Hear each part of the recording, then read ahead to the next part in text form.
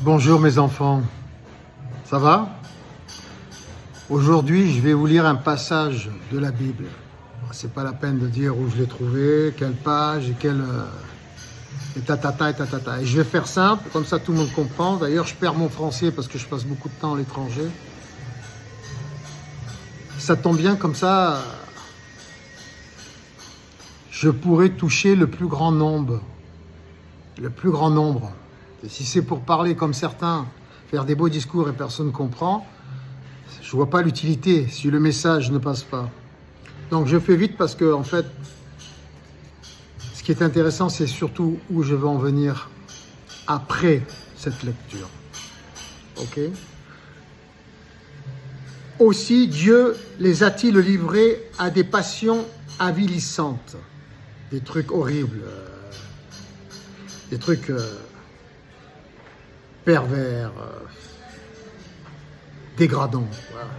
Donc, Dieu les a-t-il livrés à des passions avilissantes? Donc, c'est Dieu qui nous a livrés à ça. C'est Dieu qui nous a mis devant le fait accompli pour que nous soyons comme ça. C'est logique avec ce que je dis, puisque je dis que nous sommes Dieu. Donc, Dieu nous a conduits à être pervers, à être tordus, à être... j'utilise des mots simples. À être infâmes. En fait, c'est nous-mêmes.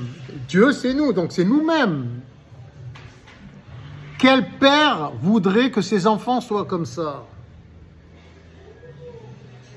Donc c'est nous-mêmes, c'est lui, c'est nous, nous sommes lui, il est nous, nous sommes lui. Ok. Aussi Dieu les a-t-il livrés à des passions avilissantes? Donc nous nous sommes livrés nous-mêmes à des passions dégradantes. Ok. Car leurs femmes, car nos femmes ont changé les rapports naturels pour des rapports contre nature. Pareillement, les hommes, délaissant l'usage naturel de la femme, ont brûlé le désir les uns pour les autres, perpétrant l'infamie, perpétrant des choses obscènes,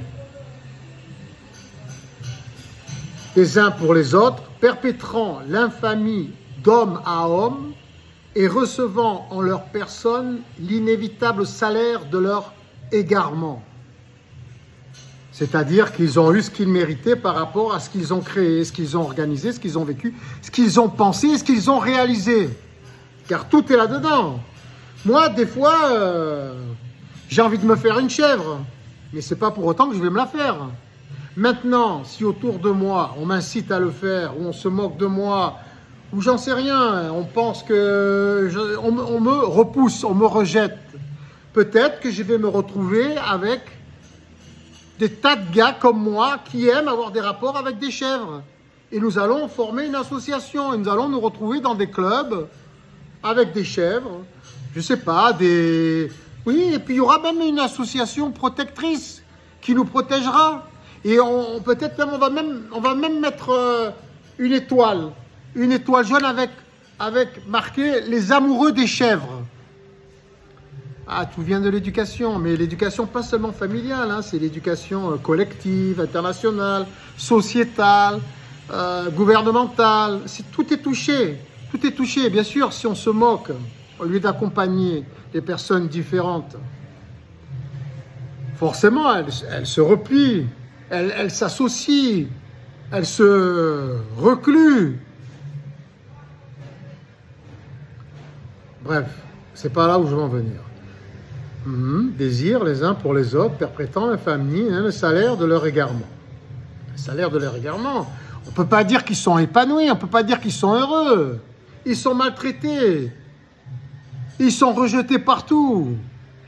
Ils sont violentés, ils sont agressés, ils sont moqués.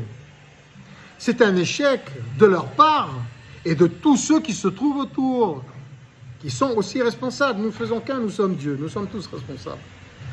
Et comme ils n'ont pas jugé bon de garder la vraie connaissance de Dieu, c'est-à-dire de nous, de nos ancêtres, des expériences qu'ils ont vécues avec Sodome, Gomorrhe, mais pas que, avec les voleurs, les agresseurs, les violeurs, les pédophiles, les menteurs, les manipulateurs, les empoisonneurs, enfin, il y a la liste là, la liste.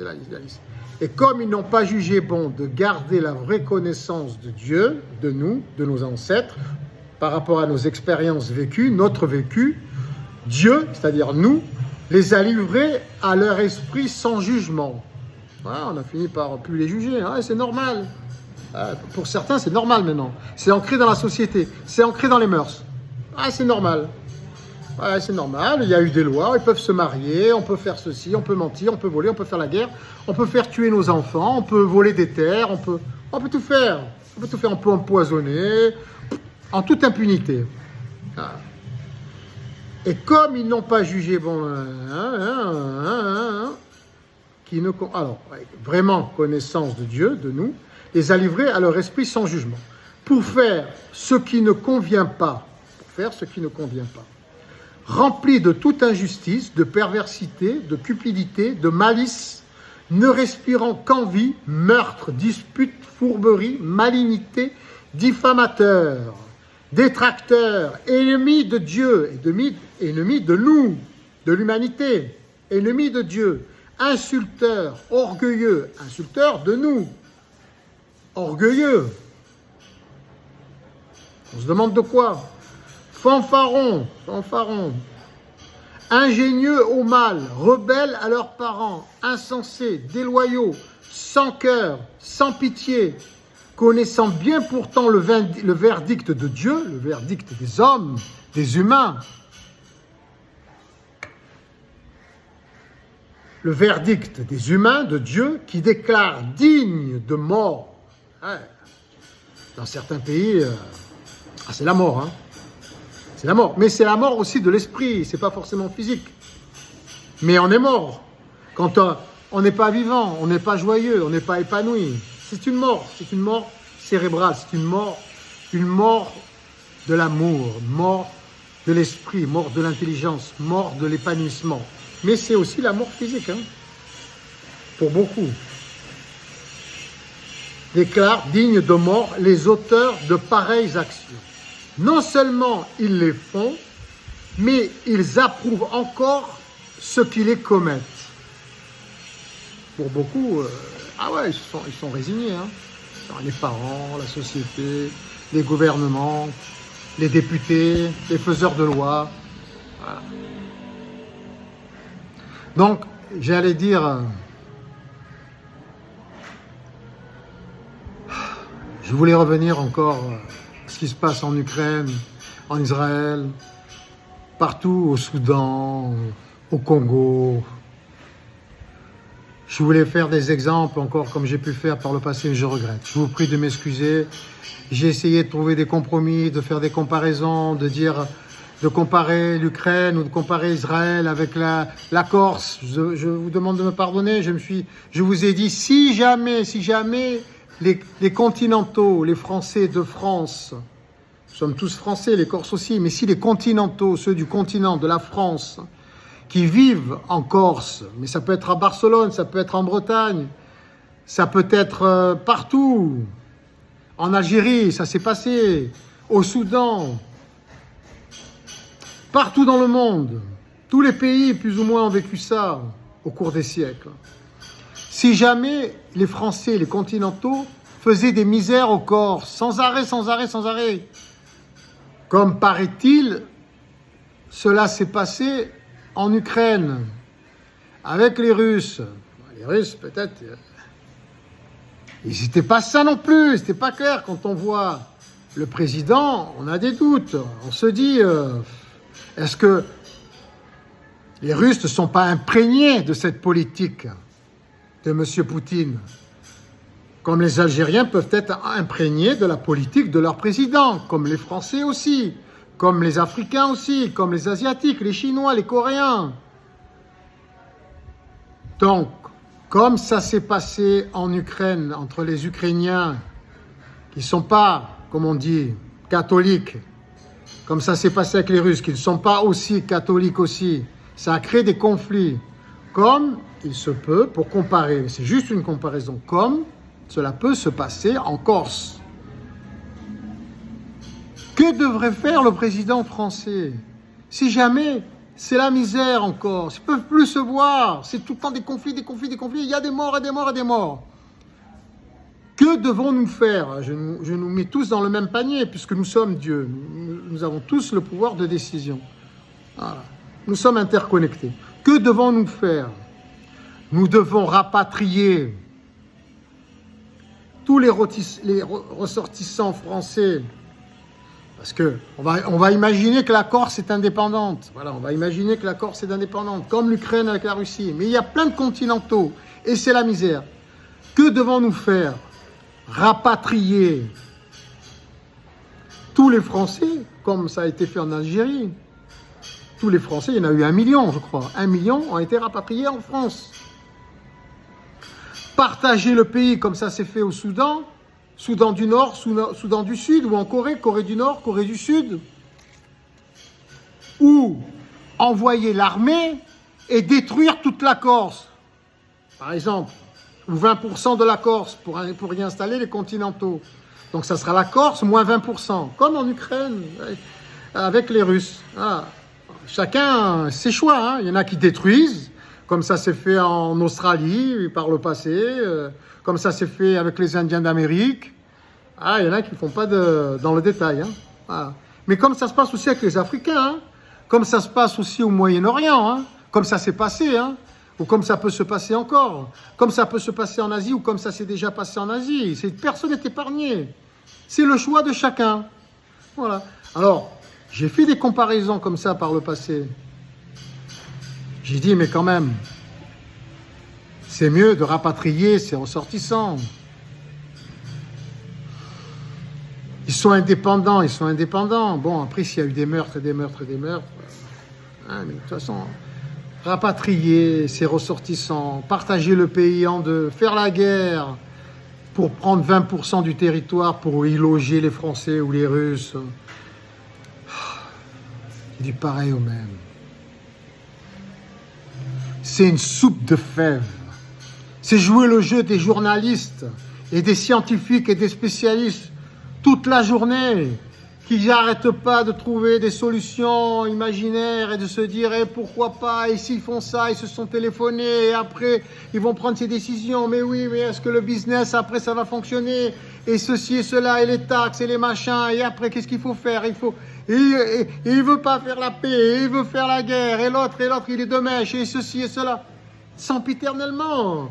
Comme ça existe dans l'Ancien Testament et comme ça existe depuis toujours. C'est fatigant, c'est éprouvant. Alors, quand je parle de bénévolat général mondial, de gratuité générale mondiale, on peut me traiter d'utopiste. Et pourtant, ça existe quand même, hein, ça existe, le bénévolat. Quand il y a une catastrophe, quelle qu'elle soit, générée par l'homme ou naturelle, les bénévoles affluent par milliers. Ils ne font pas prier.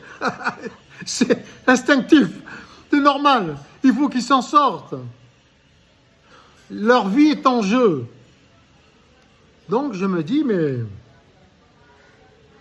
laissons faire les choses. Ok, je suis utopiste.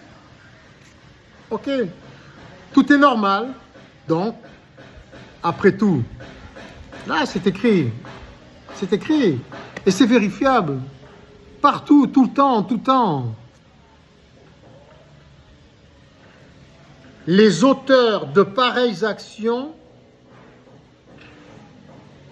Dieu les déclare dignes de mort. Nous les déclarons dignes de mort. Chacun à notre manière. Chacun selon sa culture, chacun selon sa foi, chacun selon sa religion. Donc, si vous voulez mourir, voilà, il y a des guerres, il y a de la police, il y a la justice, il y a la prison, il y a la peine de mort. Si vous préférez cette vie, si vous pensez que je suis utopiste, que nous sommes ceux qui pensent comme moi, s'il y en a, sûrement qu'il doit y en avoir, hein. Il y en a.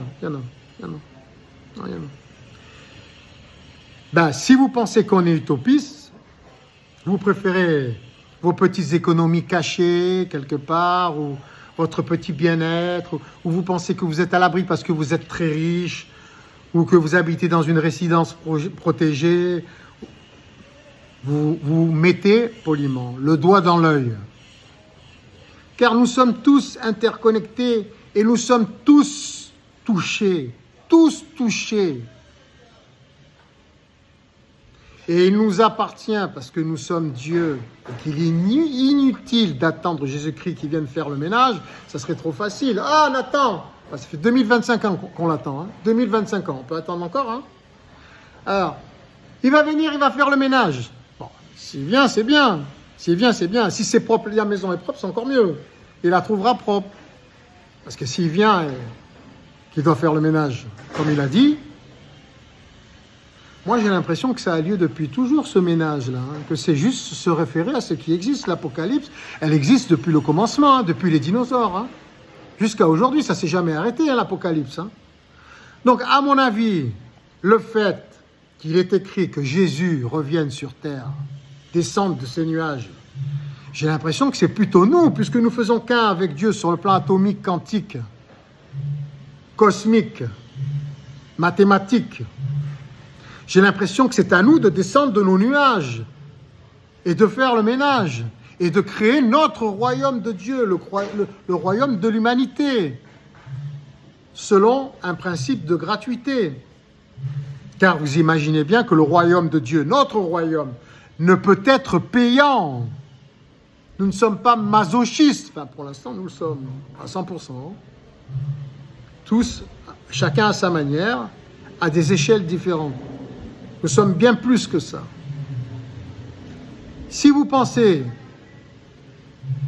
qu'il est préférable d'attendre Jésus et de rester dans cette ignorance, pour ne pas dire cette débilité, ok, certes, alors considérons que je suis utopiste. Utopiste pour l'éternité, alors. Si vous attendez après la science, ok, peut-être la science va nous sauver. Peut-être. Mais c'est pas sûr. C'est pas sûr, parce que si nous ne sommes pas dignes d'organiser psychiquement, ou nous ne sommes pas en état, en capacité d'organiser un royaume céleste sur la terre, le royaume de Dieu merveilleux, parce que nous ne sommes pas capables de l'organiser nous-mêmes, sans nouvelles technologies. Comment insuffler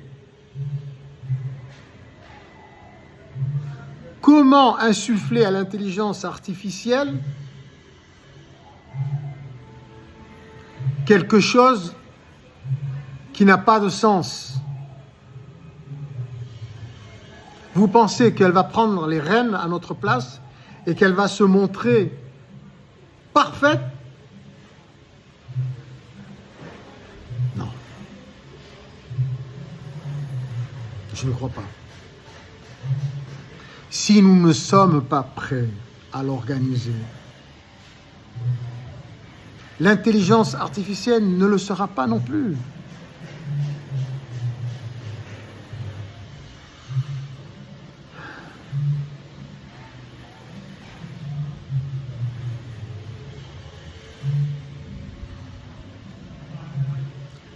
Donc, tout est normal.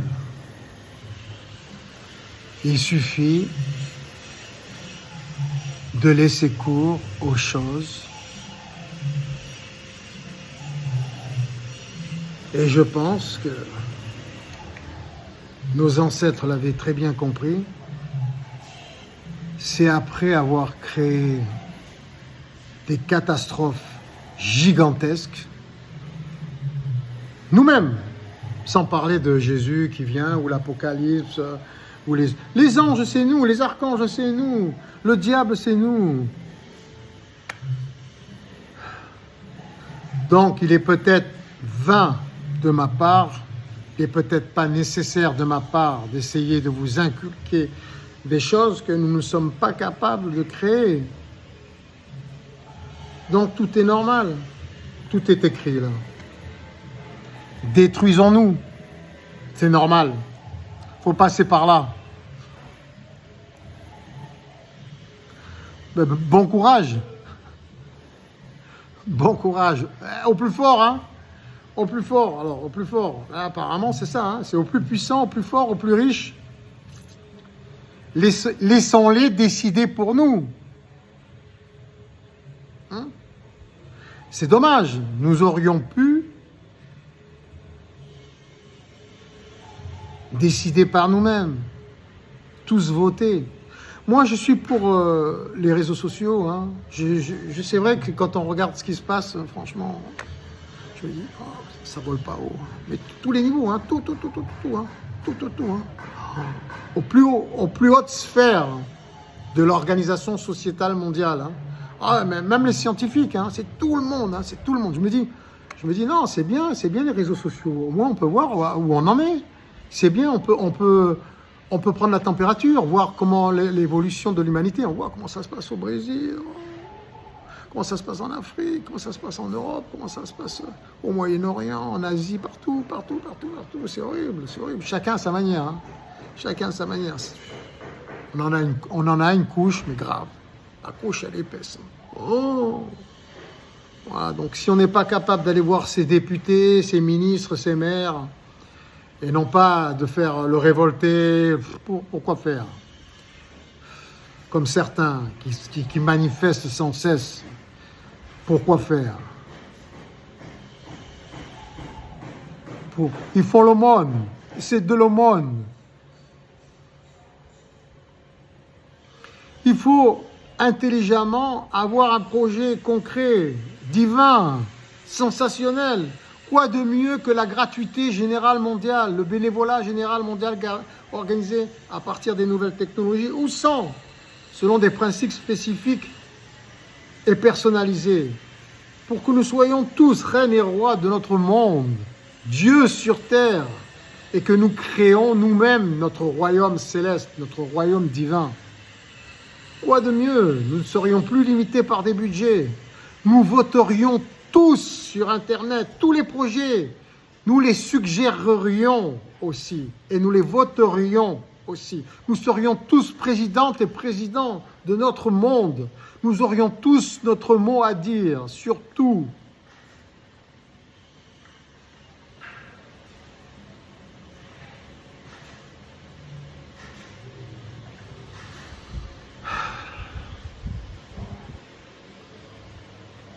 À vous de voir.